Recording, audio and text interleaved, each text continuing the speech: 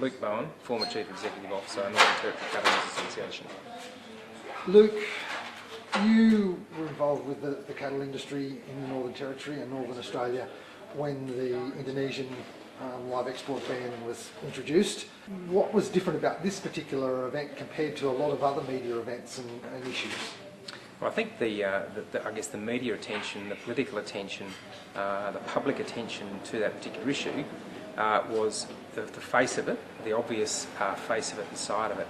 But the story behind the scenes was the incredible financial and psychological hardship that people were experiencing as a result of a complete cessation of business, a complete cessation of processing, the capacity to process cattle, to remove cattle from properties at the time of the year when you had to remove the pressure from cows,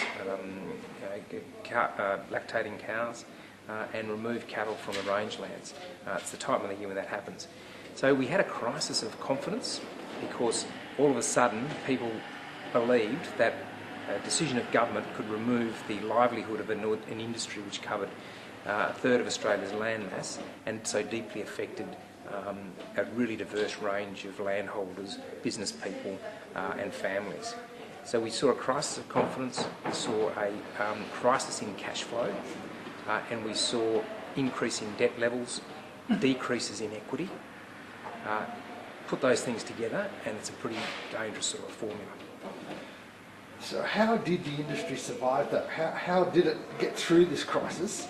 And what did it take at an industry level? What did you have to do to try and particularly get this trade open again? Well, the industry's not through it, so that it's part of a continual process. So the flow-on effect of 2011 is still being felt. Cash flow cash flow problems, debt situation that was developed through that period is still being felt today. We also saw very dry times, drought conditions last year, which were in what should have been the recovery phase. So that contributed to then continued reduced prices and reduced market opportunity for northern cattle. So it has really continued to this day. We now see banking institutions working with a range of landholders to restructure their debt. We see government policy focused around restructuring debt, and we also see a number of producers moving off the land and taking the opportunity now that there has been a level of confidence return and a floor in the land value return. We see some of those producers making the choice now, probably along with their banks, to move on to something else. Now, the normal media cycle is 24 hours, but this wasn't a normal issue. Why do you believe that it just continued to gain strength and rolled on for week after week after week? Well, there was the initial shock, the initial sensational nature of the relevant revelations that were created and the way it was organised. And organised incredibly well, so it covered not just animal welfare, but it covered a whole range of issues which are related to political survivability of politicians, of people's representatives in Canberra. Very well organised campaign between a number of different organisations, including the broadcaster that put the story out. Beautifully coordinated, sensationally delivered, and so it was a multifaceted issue that initially was very much about issues of animal welfare on the surface, quickly turned into an issue of human welfare, regional Australian welfare, northern Australian welfare, environmental welfare. It became a very complex issue, and then it morphed into issues around industry representation, effectiveness of national bodies, commodity bodies to be able to get up and fight for the rights of the northern cattle industry to reinstate the trade and to get things back on track. What did you learn in your time there in trying to get the industry back on track that industry as a whole may be able to utilise in the future to better manage crisis issues like this?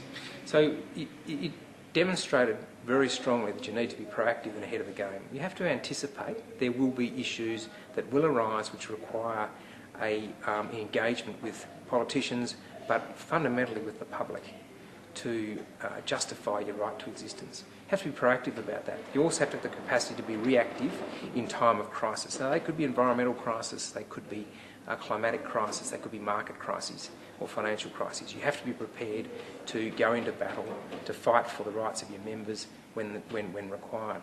So in those cases, you have to be able to mobilise the right people to get out a coordinated, communicated message to whoever it is that you need to communicate with, and it represent the interests strongly and efficiently and effectively of the industry. Now, you say that some sections of the industry are still recovering. Will the industry ever fully recover from what happened when the live cattle trade to Indonesia was stopped? Well, I think any crises of that nature will always have long-lasting implications. And we can take some positives out of this as well. I think what we saw was an opposing force that was strong, coordinated, and very innovative in the use of social media and a range of other forms, against which the producers had nothing. And what we've seen in the last 3 or 4 years is a complete revolution in the level of engagement of the farming community in social media as one particular area. So we now see farmers tweeting, farmers sending out information on a regular basis about their lives and what they do. And when crises sometimes hit, which they have in the last couple of years, we also see an equal and sometimes opposing force against the opponents of the industry. And that is a very good sign. It's been a wake-up call for the industry, and it's been something I think will benefit in the long run. How important was that human face of the producers, their families, children, in this particular issue?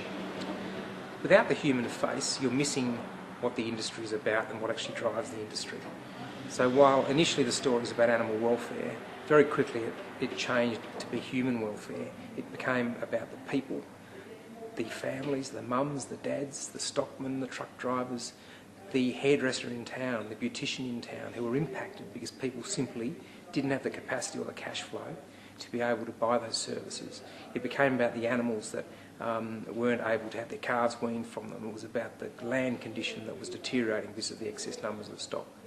So it was multifaceted, and it morphed to include a range of different, much deeper issues than simply an animal welfare issue.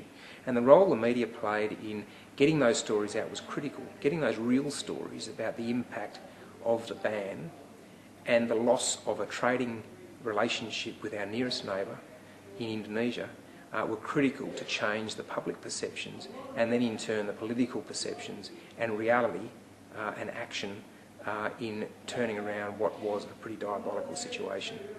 Luke Bowen, thanks for talking with us today. Pleasure. Thank you.